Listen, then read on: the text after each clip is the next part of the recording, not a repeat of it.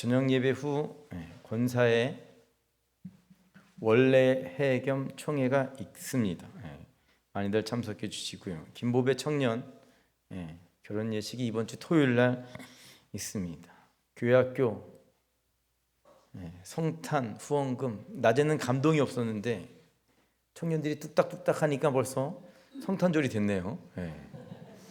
아이들이 지지난주부터 2주 전부터 열심히 준비하고 있습니다. 교회학교 아이들을 위해서 기도해 주시고 여유가 되시면 아이들이 발표하는데 힘이 될 수 있도록 많이 도와주시기 바랍니다.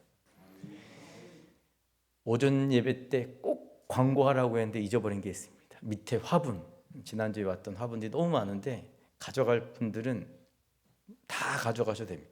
1층에 있는 화분들을 다 꼭 자유롭게 많이 가져가 주시기 바랍니다. 저 밑에 없다고 또 여기 끝까지 가져가지 마시고요. 1층 것만 가져가십시오. 오늘 교회를 방문해 주신 손님이 계십니다. 독일에서 함께 공부했던 목사님이신데 교회 이름이 그 말씀 소망이 되는 교회. 그 말씀 벌써 어렵잖아요. 강진 아름다운 교회 얼마나 좋습니까? 저 뒤에 사모님, 목사님 그리고 딸 왔습니다. 한번 박수로 환영하도록 하겠습니다.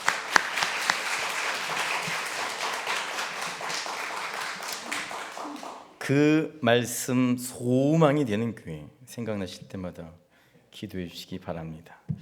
잠깐 기도하고 말씀 보도록 하겠습니다.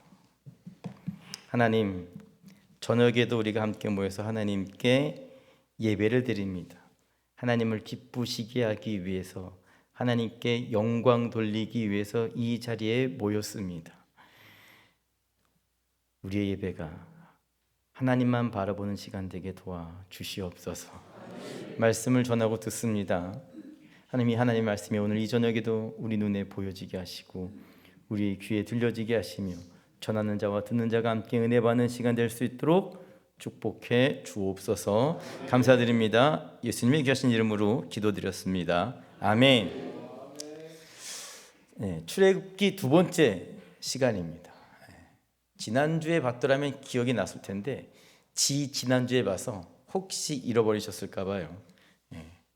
요약해드리자면 이스라엘 백성들이 매우 번성하고 강하게 되었다라고 말씀드렸습니다. 그런데 이스라엘 백성들이 번성하고 강하게 됐던 이유가 그들의 믿음이 좋았기 때문이 아니었습니다. 백성들이 하나님을 잘 섬기고 기도 열심히 하고 예배 잘 드리고 말씀에 순종하고 그렇기 때문에 복받은 것이 아니었습니다. 우리가 이전에 봤는데요, 이스라엘 백성들은 누굴 알지 못했다고요?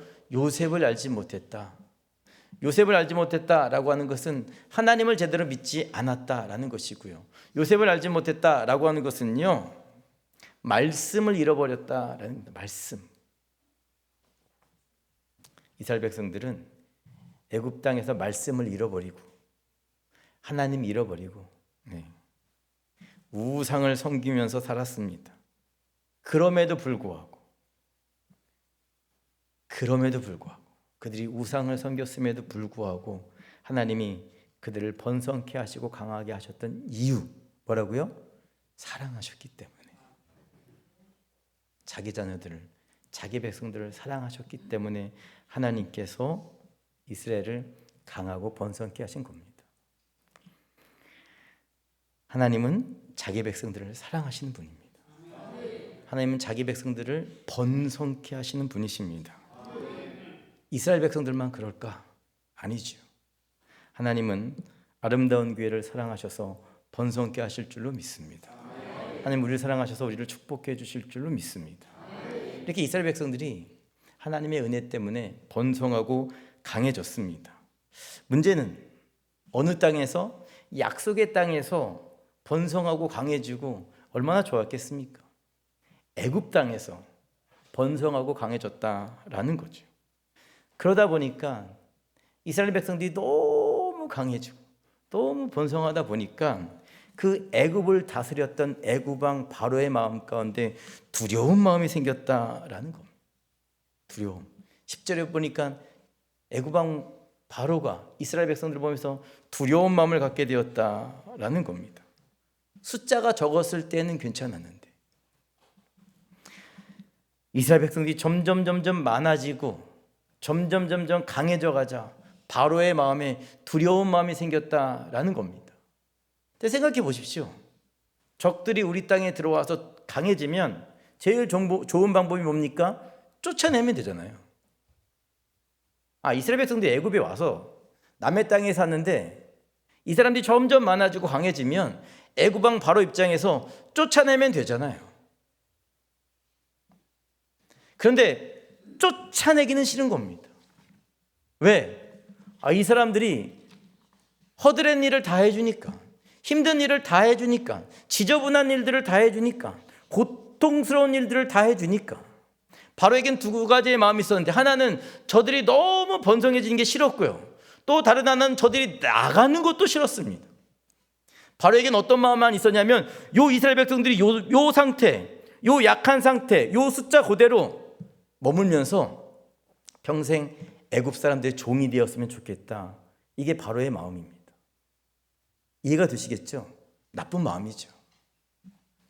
그래서 어떻게 하냐면 이스라엘 백성들이 번성하지 못하게, 강해지지 못하게 첫 번째로 내놓은 방법이 뭐냐? 애 못 낳게 하는 겁니다. 인구 억제 정책. 인구 억제 정책. 그게 11절에 나옵니다. 11절입니다. 감독들을 그들 위에 세우고 그들에게 무거운 짐을 지어 괴롭게 하여 그들에게 바로를 위하여 국고송 비돔과 라암셋을 건축하게 하니라. 바로가 애 낳지 못하게요, 인생을 괴롭게 만들었습니다. 힘들면 애 안 낳잖아요.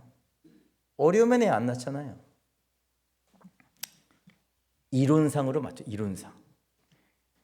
동물학자들이 연구한 건데요, 산에 여우들이 돌아다니면 멧돼지들이 새끼를 안 낳는다라고 합니다. 두려우니까, 걱정되니까, 잡아먹힐까 봐. 자연의 섭리가 그렇습니다. 자연의 섭리는요, 불안하거나 삶이 힘들면 아이를 낳지 않습니다. 우리나라만이라도 그렇잖아요. 청년들 왜 결혼 안 해? 힘드니까. 왜 애 안 낳아? 사는 게, 애를 낳아서 키우기 좋은 세상이면 왜 애를 안 낳겠냐고요. 그렇잖아요. 청년들 보고 결혼하지 말라고 해도, 애 낳지 말라고 해도 애 낳고 살기 좋은 세상이면 애 잘 낳을걸요. 그런데 힘드니까, 어려우니까, 모든 자연의 섭리는 수천 년 전 출애굽 이스라엘 백성들이 살았던 시대나 지금이나 똑같다고요. 힘들면 사람들이 결혼하지도 않고 애를 낳지도 않습니다. 그러니까 바로의 이 인구 정책, 바로의 이 방법 나빴던 게 아닙니다. 기가 막힌 방법이었죠. 고통스럽게 살면, 힘들면 애 안 낳을 거야. 근데 바로가 착각한 게 한 가지가 있죠. 뭘 착각했냐? 인간은 하나님보다 지혜로울 수 없다라는 점입니다. 뭐라고요? 인간은 하나님보다 지혜로울 수 없다. 그렇죠. 고린도전서에도 나옵니다. 고린도전서 1장 25절에 나오는데요. 있습니까? 네, 함께 읽어보겠습니다. 시작. 하나님의 어리석음이 사람보다 지혜롭고 하나님의 약하심이 사람보다 강하니라. 아멘. 아무리 지혜로운 사람이라고 해도요, 하나님보다 지혜로울 수는 없습니다. 아무리 강한 사람이라고 해도요, 하나님보다 강할 수는 없습니다. 그러면 바로의 계획은 인구를 줄여서 이스라엘 백성들을 약하게 하는 것이었는데, 하나님의 계획은 뭘까요?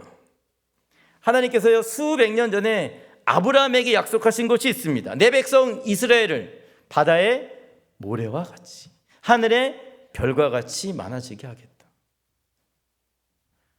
바로가 아무리 좋은 정책과 아무리 뛰어난 지혜를 가졌다고 할지라도 누구의 지혜를 이길 수는 없는 겁니까? 하나님의 지혜와 하나님의 계획은 이길 수 없는 겁니다. 바로는 분명히 내 방법이 참 옳다라고 생각했을 겁니다. 노동시키면, 힘들면 애 낳지 않을 거야. 그런데 뭐라고요? 하나님의 계획을 이길 수 없었다라는 것이죠. 오히려 학대하면 학대할수록 이스라엘 백성들이 점점 더 번성해져 갑니다. 오늘 본문 12절입니다. 그러나 학대를 받을수록 뭐라고요? 더욱 번성하여 퍼져나가니 애굽 사람이 이스라엘 자손으로 말미암아 근심하니라. 학대를 받으면 줄어들어야 되는데 학대를 받을수록 이스라엘이 뭐였다고요? 더욱더 번성했다라는 겁니다. 왜? 사람은 하나님을 이길 수 없기 때문에. 사랑하는 여러분, 하나님의 어리석음이 사람보다 지혜롭다라고 했습니다. 사람의 지혜에 의지하지 마시고요, 하나님을 의지하십시오. 하나님이 여러분들을 훨씬 더 좋은 길로, 빠른 길로, 안전한 길로 인도해 주실 줄로 믿습니다. 깨달아야 되는데 못 깨달잖아요. 인간의 어리석음이죠. 실패로 끝나고 이스라엘이 더 번성하면 하나님 살아계시구나 인정해야 되는데 이 바로가 인정하지 못합니다. 그리고 두 번째로 내놓은 계획이 뭐냐? 15절 16절 말씀입니다. 15절 16절 함께 읽어보겠습니다. 시작. 애굽왕 히브리 삼파 십브라라 하는 사람과 부하라 하는 사람에게 말하여 이르되 너희는 히브리 여인을 위하여 해산을 도울 때에 그 자리를 살펴서 아들이거든 그를 죽이고 딸이거든 살려두라. 아멘. 바로의 두 번째 방법이 뭔지 아십니까? 죽이라는 거예요. 죽여. 아들 죽여. 아들이 얼마나 귀한데, 하나님께서 우리 집안에는 아들을 안 주셨는데 아들이 얼마나 귀합니까? 근데 아들을 죽이라고 했어요. 인간의 방법이 이렇습니다.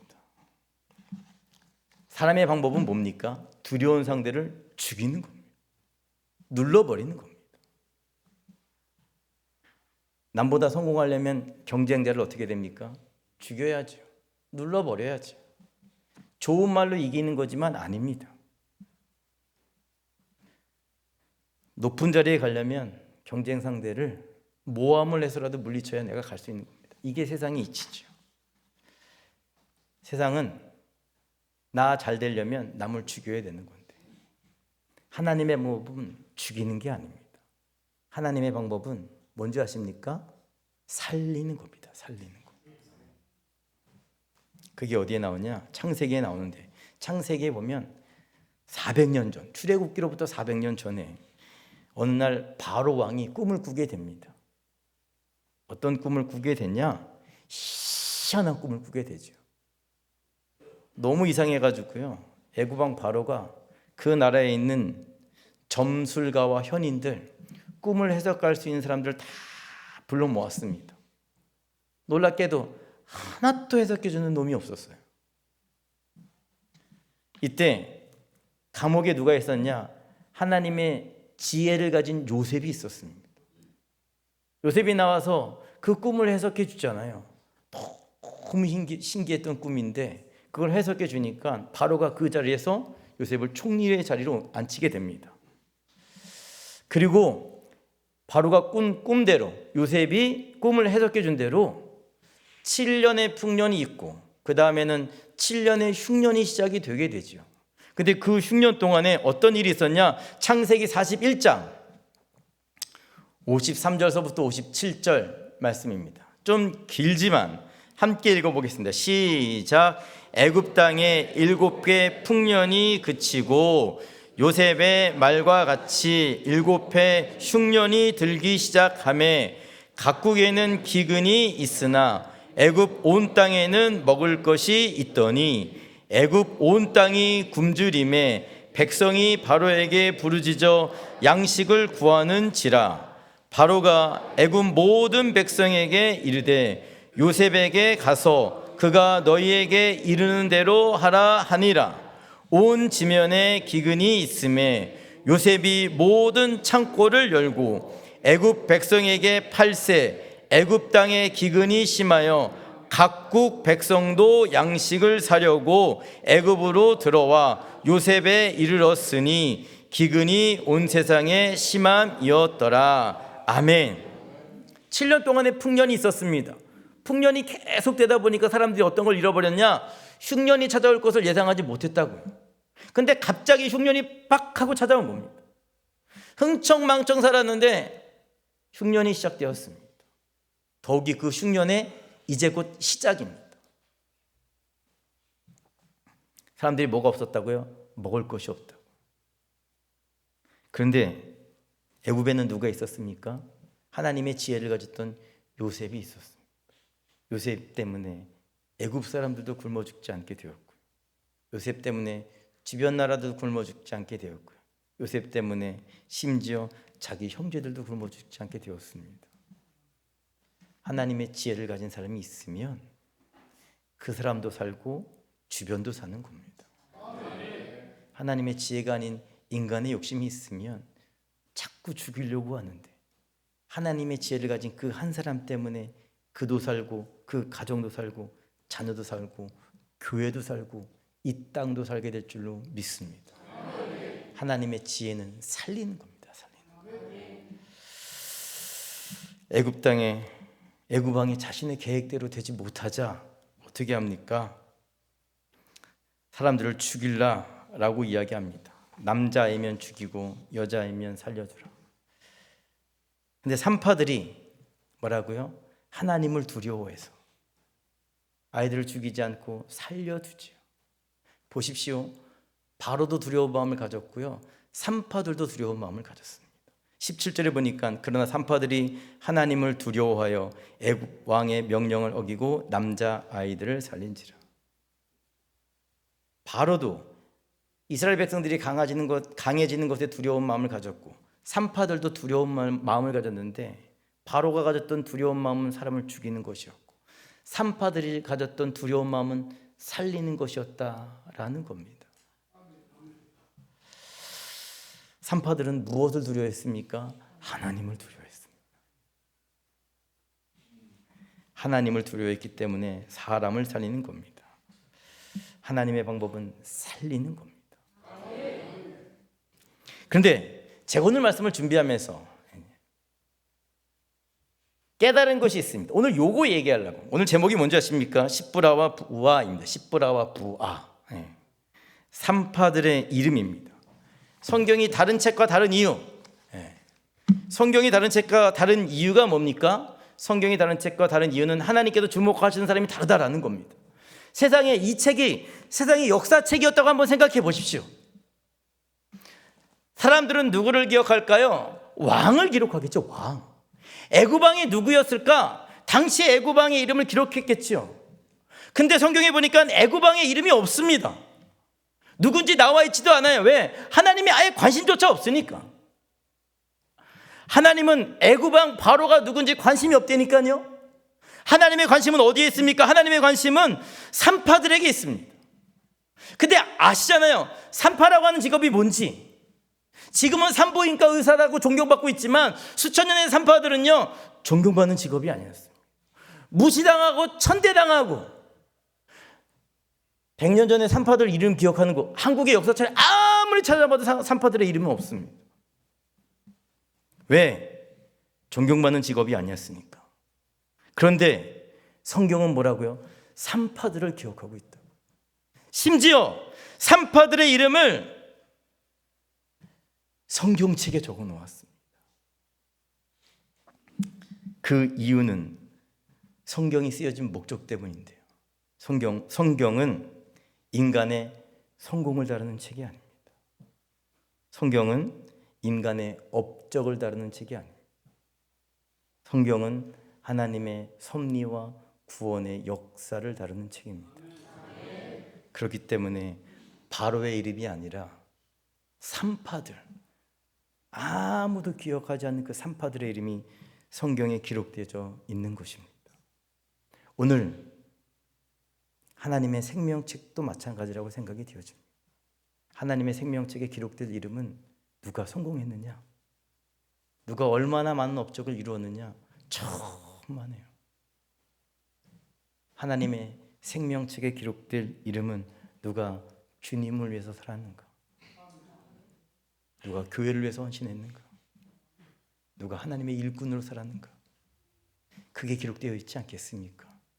세상은 성공한 사람들을 기록합니다.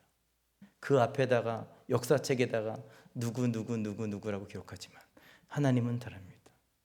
하나님의 손바닥에 하나님 나라에 기록된 이름은 세상과 다르게 주님을 위해서 헌신하고 봉사하고 하나님을 위해서 산 사람들의 이름이 기록되어져 있을 줄로 믿습니다. 사랑하는 여러분, 보십시오. 하나님은 애굽 왕을 주목하지 않았습니다.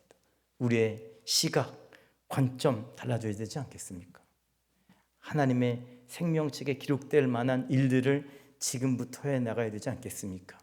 세상 사람들처럼 그 바로처럼 그 이름에 기록될 인생을 살아가는 것이 아니라 하나님의 생명책에 기록될 이름을 남기기 위해서, 구원의 역사를 위해서, 사람을 살리는 역사를 위해서 살아가는 저와 여러분 모두가 되시기를 주님의 이름으로 부탁을 드립니다.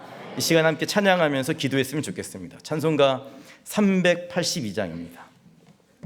찬송가 382장. 너 근심 걱정 말아라, 주 너를 지키리. 찬양하겠습니다.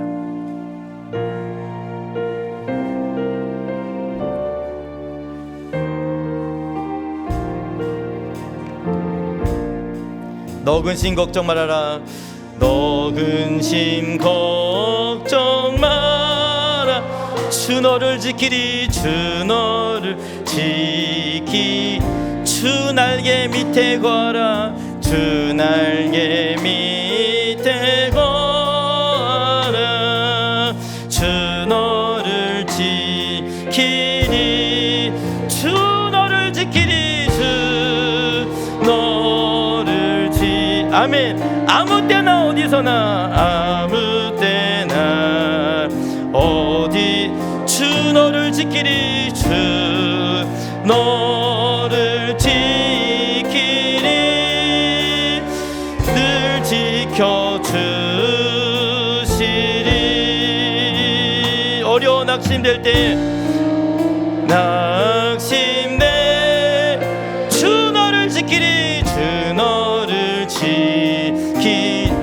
위험한 일을 당할 때, 위험한 일